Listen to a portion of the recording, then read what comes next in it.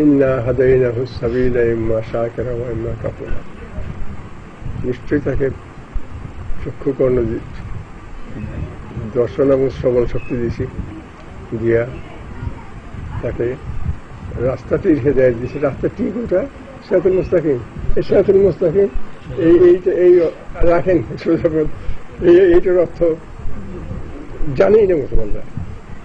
সিরাতুল মুস্তাকিমের অর্থ সহজ সরল পথ না, এর অর্থ করে ব্রড হাইওয়ে, প্রশস্ত ব্রড স্ট্রেট হাইওয়ে, মোটেই তা না। সিরাতুল মুস্তাকিম অর্থ ধীর স্থির পথ, যে পথে বিষয়মোহের চাঞ্চল্য আমাদেরকে কাবু করতে পারে না, সেই পথ, যে পথে সাধক ধীর স্থির থাকে, বিষয়ের আগমনে চঞ্চল হয়ে এটা ধরবে ওইটা ধরবে, আমার একটা এটা দরকার, আমার একটা বাড়ি দরকার, আমার অনেক কিছু না পাইলেও মনের মধ্যে তো এগুলি ধরে রাখছি। তো এই চাঞ্চল্য থেকে যে ব্যক্তি মুক্ত, সেই ব্যক্তির রাস্তা হলো সিরাতুল মুস্তাকিম। এখন আপনারটা রইল, সেই রাস্তা হলো সিরাতুল মুস্তাকিম।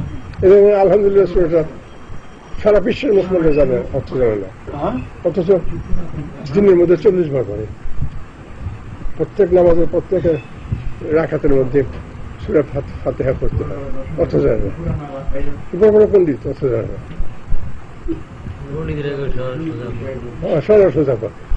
মানুষ কোন হাম্মকে সরল সোজা পথ বাদ দিয়ে বাঁকা পথে ধরবো?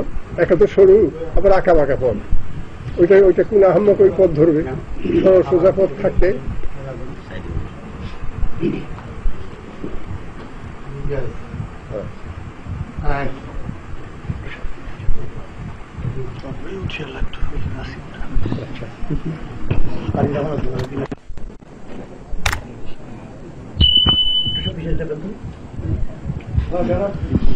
অনেকক্ষণ বলছি তো হাঁটা হাঁটা না,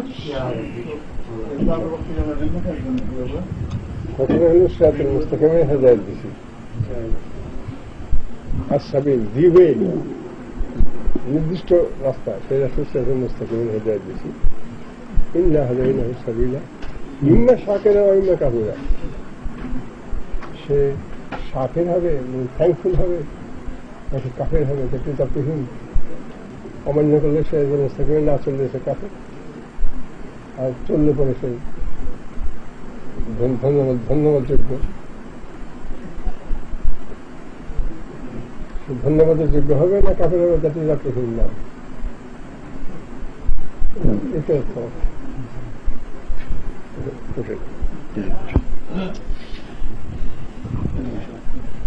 এরপরে আছে আল্লাহর দাসেরা, এর 2 লাইন পরে আছে, আল্লাহর দাসেরা পান করে, চক্ষু দিয়ে পান করে। এরা অর্থ করে কি, বেহেশতে একটা কুয়া আছে,